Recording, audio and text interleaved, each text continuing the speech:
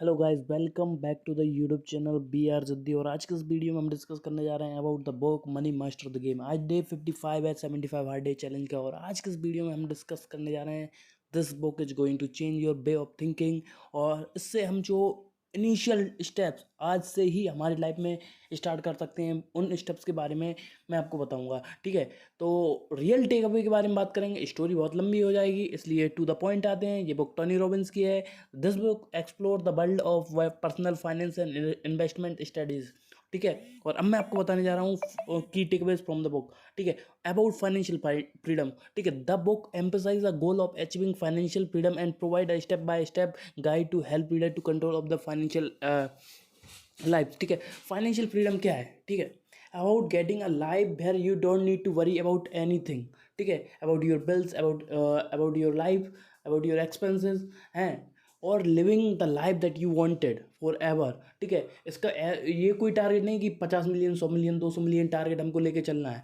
About financial freedom is about having the things that you want. ठीक है, और आपके प्रॉपर वे में आप इन्वेस्टमेंट भी कर पा रहे हो जिससे कि आपको रिटर्न निकल के आ रहा है। उन सब के बारे में हम बात करेंगे। ठीक है, सेकंड की take away is about 7 simple steps. देखो, टोनी रॉबिन्स ने इसमें 7 सिंपल स्टेप्स बताई हैं। अब अगर आप बुक पढ़ोगे ना तो आपको और भी अच्छे से समझ में आएगा। ये एक टाइप से रिव्यू लेके चलिए। ठीक है, robin outline 7 steps of final success including setting clear goals. देखो, सबसे बेसिक क्लियर क्या चीज रहती है कि आदमी हमेशा क्लियर गोल सेट नहीं करता। चाहता क्या है? आदमी हमेशा चाहता है कि लाख रुपए महीने के कमाए।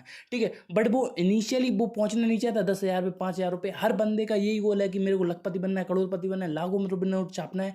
हमेशा बेसिक बीच की प्रोसेस वो फॉलो नहीं करता, जिसकी 1,000, 10,000 रुपये वो आप पहले दिन के वो उन पे स्टार्ट कीजिए। एक बार वो स्टार्ट हो जाएगा ना, फिर एक बार आपका स्टेबल हो जाए कि 50,000 रुपये मंथली आने लगे, फिर आप उसको टारगेट करोगे 60 हो, फिर 70 हो। उस वे में आप जाओगे ना, आप इजीली कर पाओगे चीज़ों को। और अगर आप पहले ही छलांग देखोगे 1 लाख रुपए की, तो नहीं हो पाएगा। एक साथ आप 10 रोटी नहीं खा सकते, बट एक एक करके 10 रोटी खा सकते हो। Same with this thing. ठीक है, क्रिएटिंग अ प्लान। प्लान हमको देखो, हमारी लाइफ देखो, एक्सीडेंटली जित 95% लोग रहते हैं, सुबह उठते हैं, खाते हैं, पीते हैं।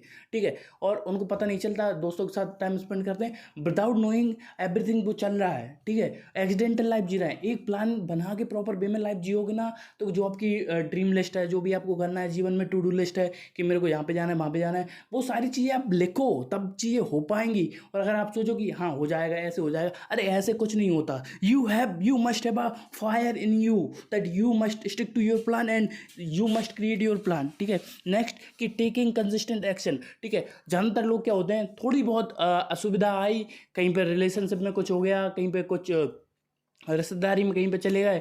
ठीक है, और वो अपने जो मेन एक्शन है ना, कंसिस्टेंट एक्शन लेना भूल जाते हैं, और वो थोड़े थोड़े करके एक्शन लेते हैं, और वो ही उनकी बर्बादी का कारण रहता है। ठीक है, एंड अचीव फाइनेंशियल सिक्योरिटी, ये सबसे मेन टारगेट रहेगा हमारा। ठीक है, अब आते हैं तीसरे की टेक अवे का, the power of compound interest. Robin stresses the importance of understanding and harnessing the power of compound interest. ठीक है, starting to invest early and consistently can lead to significant wealth and accumulation over time. ठीक है, देखो आपको दो चीज़ समझनी होगी।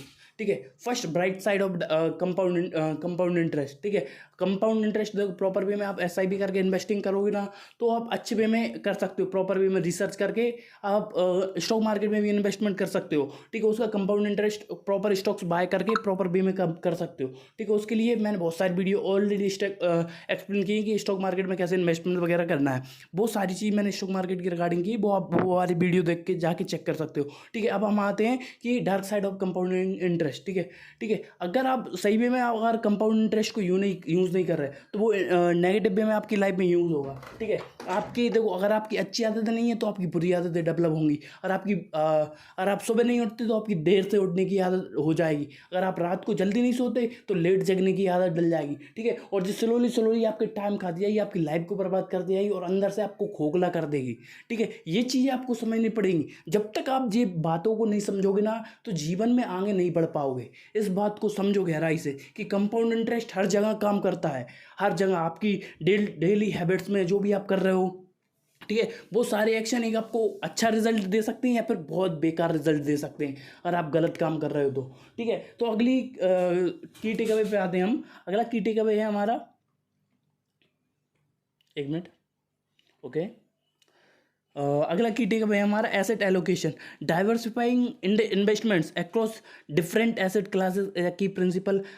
Robins advocate the a balance diversify portfolio migrate and enhance return. ठीक है, देखो आपको ऐसा नहीं करना है कि आपको टोटल वे में जैसे कि आप सिर्फ स्टॉक मार्केट में ही आपकी इन्वेस्टमेंट रख रहे हो, भाई साहब हर जगह आपको इन्वेस्टमेंट रखना है। ठीक है, कोई स्टार्टअप है वहाँ पे भी डालो। ठीक है, अगर आपके पास ज़्यादा पैसा है, ठीक है, या फिर आप कोई रेस्टोरेंट खोल दो, ठीक है, वहाँ पे लोग आपके लिए काम कर रहे हैं, प्रॉपर वे में आप उसको मैनेज कर रहे हो।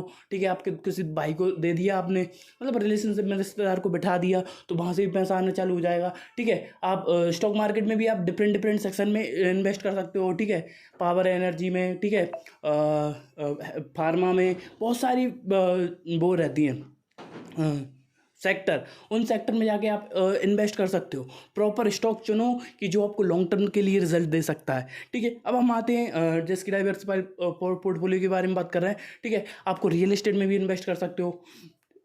वो सब करने के लिए आपको एक टाइम आएगा, तब उसकी बात कर पाओगे। तो हमेशा एकदम छोटे छोटे स्टेप लोगे ना, तभी आप कर पाओगे। आप हमेशा सोचो कि एक साथ में अब मैं ये प्रॉपर्टी खरीदूँ, मैं वो प्रॉपर्टी खरीदूँ, 2 करोड़ 4 5 करोड़ उस वे में। अरे स्टार्टिंग आप 5 लाख 10 लाख से करो ना। जरूरी थोड़ी है कि आप बड़े ही उतने बड़े लेवल पर कर पाओ।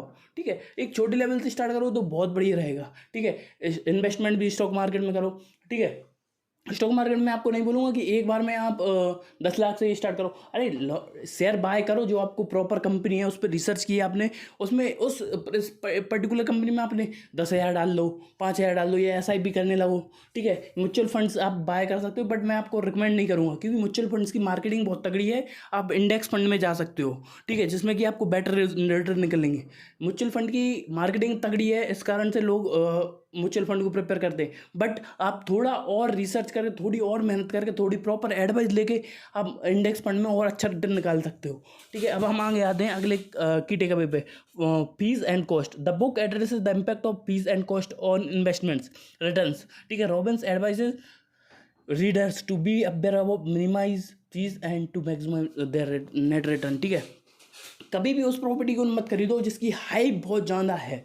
ठीक है, अगर आप पहले बाय कर लेते हो तो ठीक है, अगर नहीं कर पाते तो कोई बात नहीं, उस प्रॉपर्टी को छोड़ के और भी ज़्यादा ऑप्शन रहेंगे। जरूरी नहीं कि आपको जो स्टॉक बहुत ज़्यादा वैल्यूबल है, बहुत ज़्यादा पीक पे है, आप उसी स्टॉक को बाय करो। अरे और भी स्टॉक्स हैं, और भी कंपनीज हैं, उन पे जाके चेक कर सकते हो आप, और उनको चेक करके बाय कर सकते हो। उस पर भी आपको फोकस करना है। ठीक है, नेक्स्ट की टेक अवे अब हम बात करते हैं अब investing in low cost index fund. जैसे कि मैंने आपको बताया, Robbins recommend low cost index fund as a simple and effective way of individual to invest in a broad market, benefit from diversification and minimize risk. ठीक है, लो index fund में भी आप चेक कर सकते हो, उसमें इन्वेस्ट कर सकते हो, और उसमें से अच्छे खासे रिटर्न निकाल सकते हो। इसको मैंने ऑलरेडी एक्सप्लेन कर रखा है, जाके चेक कर सकते हो। ठीक है, अब हम आते हैं नेक्स्ट की टेक अवे पे, the importance of discipline is crucial in financial management and investments. Robbins encourage readers to stay focused on the their long term and impulsive financial decision. ठीक है, हमेशा क्या करो कि देखो आपकी लाइफ की भी बेटर करनी है, आपकी हैबिट्स को भी बेटर करना है, और फाइनेंशियल डिसीजन है उनको भी बेटर करना है। तो हमेशा लॉन्ग टर्म अप्रोच के साथ काम करो। ठीक है, ये डिसिप्लिन आपकी लाइफ में भी काम आएगा, फाइनेंशियल डिसीजन में भी आएगा। इसको डेवलप करने में अकेले आपको टाइम लगेगा, और उस टाइम को सही तरीके से आपको मैनेज करना है। समझ रहे हो ना इस बात को, कि डिसिप्लिन कैसे लाएं आपकी इन्वेस्टिंग में। ठीक है, ऐसा नहीं कि किसी ने आपको कॉल आया, हेलो सर मैं ये बात कर रहा हूँ, हम हेल्प करते हैं आपको।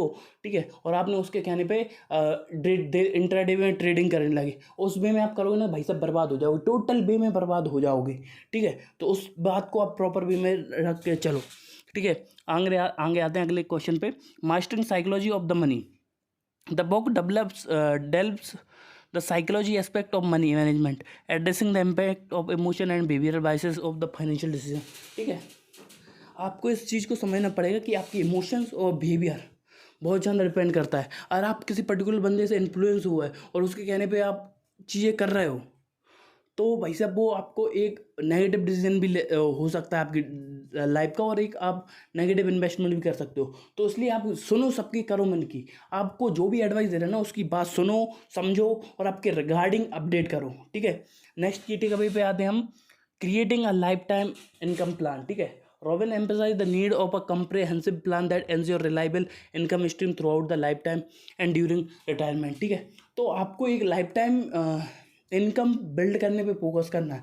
समझो, देखो आप अभी जॉब कर रहे हो, आप 10 साल जॉब करो, 20 साल जॉब करो, 30 साल जॉब करो, उसके बाद रिटायर्ड हो जाओगे, ठीक है, मजबूरी होगी, ठीक है, उस अकॉर्डिंग सिचुएशन जमाने के हिसाब से आप चल पाए नहीं चल पाए वो बात अलग रहेगी। बट आपको यहाँ पे एक चीज़ रहना पड़ेगा, आपको उस भी में इन्वेस्टमेंट करते जाना है कि आपको 10 साल बाद भी अगर रिटायर्ड होना पड़ा ना, तो आपको इतना पैसा बचा रहे कि आपकी बाकी लाइफ आप बेटर वे में जी पाओ।